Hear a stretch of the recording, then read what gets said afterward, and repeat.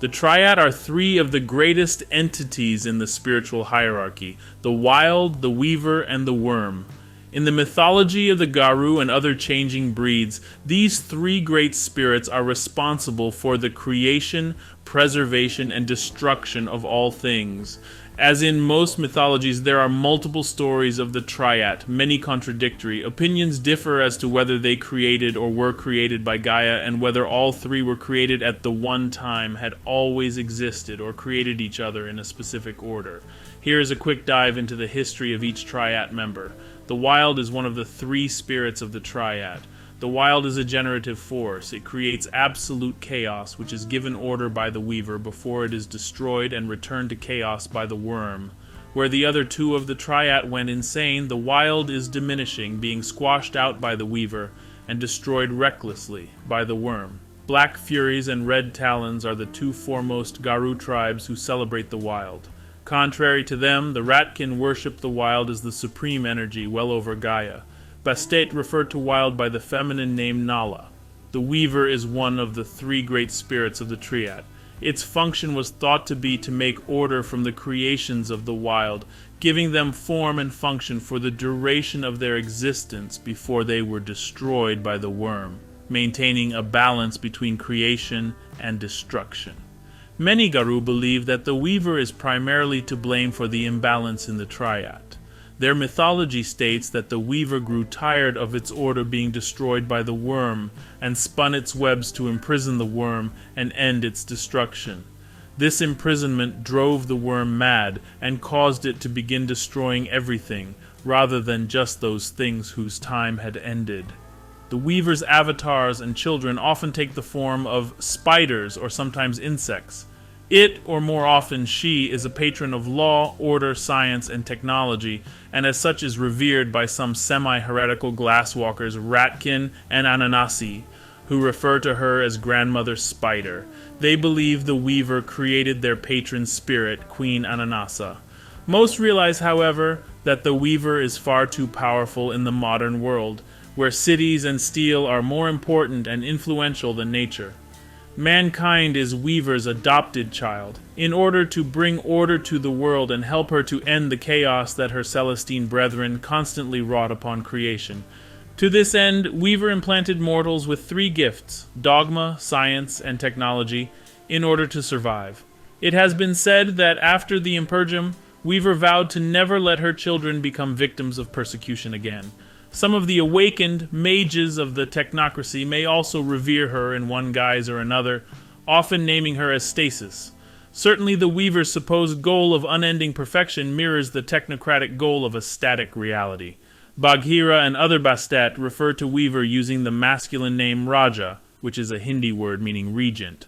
The Weaver has three incarna: the machine, the manifestation of her gift of technology; the patriarch, the manifestation of dogma; and science, the manifestation of science, of course. In the theology of the Garou, the Wyrm is one of the higher Celestines. The Wyrm's purpose is the cleansing and rectification of creation, furthering its descent into entropy. He achieves this by eliminating that which the Wyld creates in the Weaver structures. According to the general consensus among the Garou theologians, the Wyrm was the second member of the Triat to go insane. Once the Weaver went mad and began encasing everything in webs, the Wyrm was progressively constrained until he was driven mad as well, hell-bent on destroying everything. Consequently, the Wyrm is now a spirit of destruction, chaos, darkness, and corruption, the essence of everything the Garou oppose.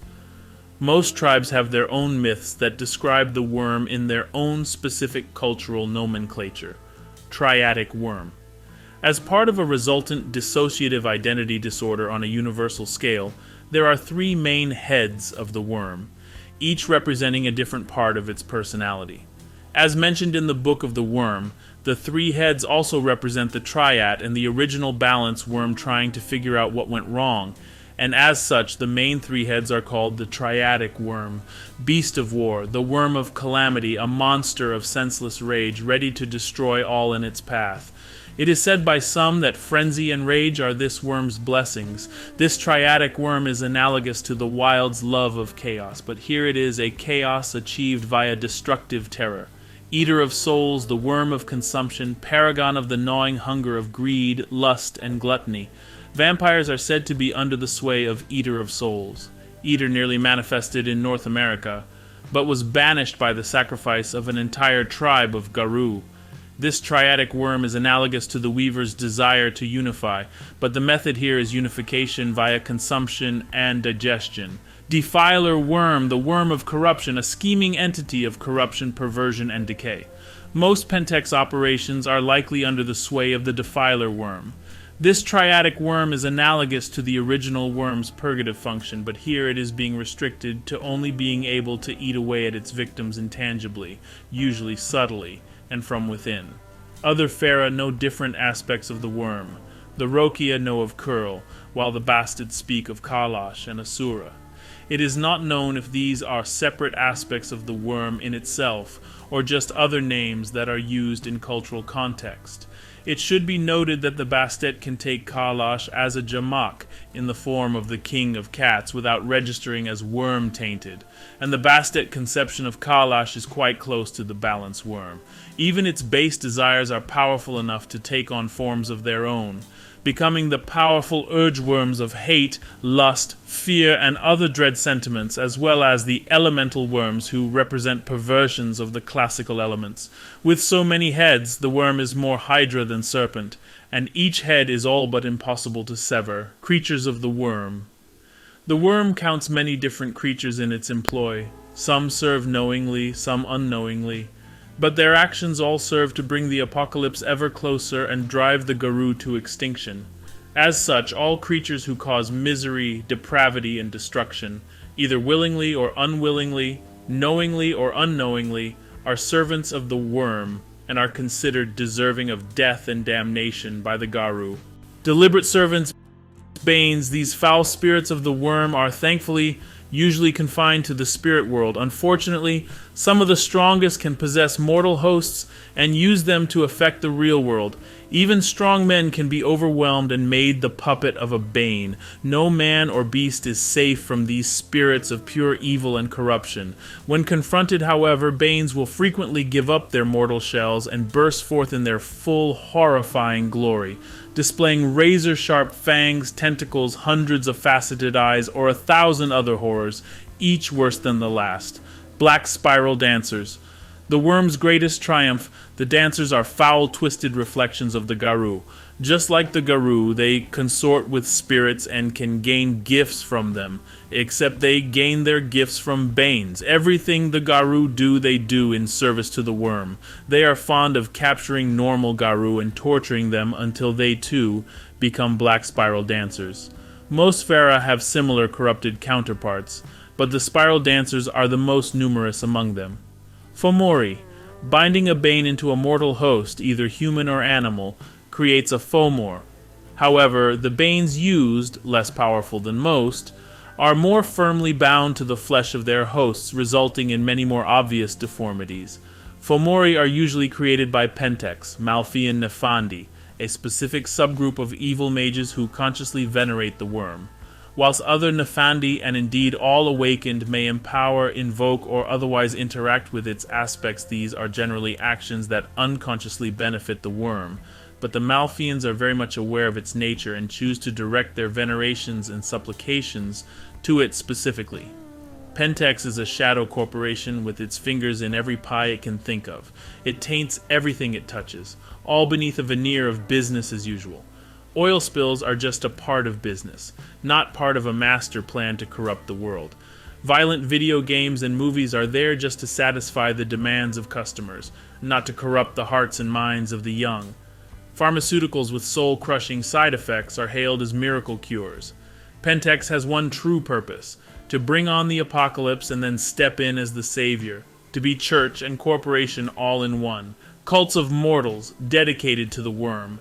Their influences range from those isolated to a single town to global conspiracies. One of the most prominent and vile cults was the Seventh Generation, a cult of child abusers who defiled children in order to fuel cycles of abuse, but others, like the Enlightened Society of the Weeping Moon, the Prytanic Order, the Mouth of Vorax, the Free Earth Armed Resistance, and several others have risen and fallen throughout history. Unwitting servants, the Yama Kings. The Yama Kings are a spiritual phenomenon of the Middle Kingdom.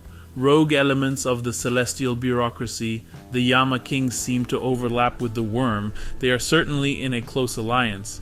However, their actual goals differ.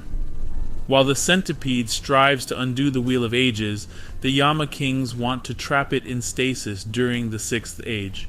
Their methods often reek of worm taint, but the exact relation is often dependent on the Yama King in question. Vampires. The descendants of Cain are creatures of the Wyrm in that they are creatures of darkness cursed by God to feed on the blood of humans. Regardless of a vampire's path of enlightenment, the Garou will sense the taint of the Wyrm within any vampire they encounter, save for the most humane, Humanity 7+. Of course, a lack of worm taint is not going to give the Garou reasons to be friendly toward a leech. Demons. The fallen are creatures of the Wyrm in that they are creatures condemned by God who now hail from the abyss. Mummies. The reborn see themselves as striving toward the cosmic balance Ma'at, but they're unholy creatures that have cheated death through a foul ritual that tricked the Wyrm of balance into allowing them to exist in their accursed state. The Undying may be the most unwitting servants of the Wyrm, even lacking worm taint, but they exist outside of the natural order of Gaia and serve as minions of powerful entities dwelling in the dark umbra. Humans. Many mortal humans aid the Wyrm through their everyday actions in furthering the destruction, corruption, or perversion of human society and the natural world. The vast majority of these Wyrm agents have no idea that any such spiritual principle exists. Theurges debate whether the members of the Triat are great spirits or another order of entity entirely. But it is known that, like Gaia and the Celestines, they are beyond the comprehension of mortals. They are never encountered directly, and even the mightiest of their spirit children never claim to speak for their patrons. The Triad are primal forces rather than gods, and their personification seems unique to shape-changer mythology. Mages who are students of spirit are rarely aware of their existence, even when visiting the spirit world, though they recognize similar concepts in 3 of the Avatar essences: dynamic, wild, pattern, weaver, and primordial, Wyrm. By contrast, shape-changers generally see all things as influenced by the Triad, able to detect the taint of Wyrm or weaver on mundane and spiritual things. All shape-changers agree that originally the Triad were in balance.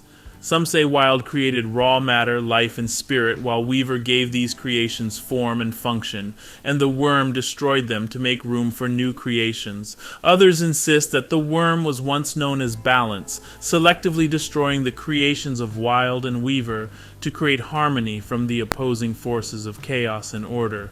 Shape-changers also agree that the Triad is no longer balanced. The Weaver draws on the strength of humanity, its cities, technology, industry, and science, and is stronger than ever before. The Wyld's influence retreats as natural resources are plundered, the wild places of the world destroyed, and nature forced to do man's bidding. Most dangerous of all, however, is the Wyrm. It feeds on evil and destroys without distinction. Something holds it in check, but Garou see its power growing and fear the day it will break free to bring the ultimate destruction, the apocalypse.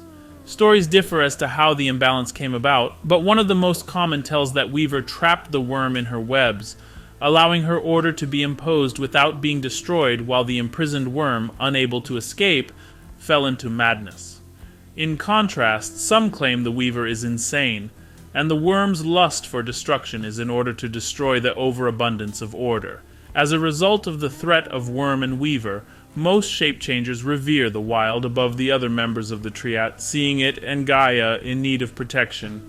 There are exceptions, however. The Ananasi, for example, revere all 3 equally, though each individual champions just one. The Weaver's main allies are human, though the activities of the technocracy also give it great strength. The Wyrm has only one group of devoted shape-changers, the Black Spiral Dancers, a tribe of werewolves once loyal to Gaia, who were corrupted while battling the Wyrm. Hindu mages and vampires refer to the Triat by the Hindi word Trimurti, and vampires who simultaneously worship all 3 of the Triat refer to the Triat as the Primordia. as vampires bear the taint of the worm when scrutinized by feral gifts, combined with vampires' love of cities and civilization, bulwarks of the weaver. Most shape-changers bear vehement enmity against vampires.